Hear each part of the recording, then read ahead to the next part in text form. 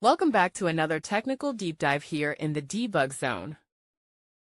Today we're tackling a big question and breaking it down with insights from other users. Hopefully this clears up some misconceptions and helps you get the answer you need. So buckle up, stay a little curious, and let's jump right in.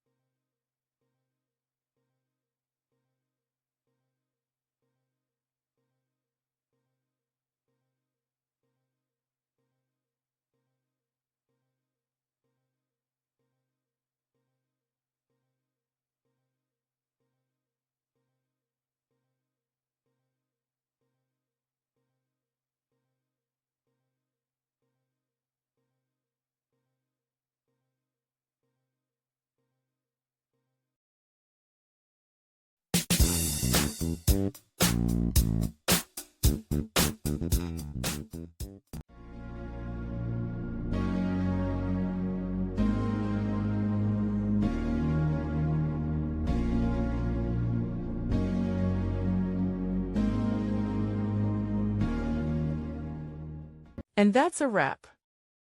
I hope you found the answer you were looking for. If you did, take a second to hit that subscribe button. It really helps out. And let me know in the comments which solution worked best for you. See you next time in the debug zone.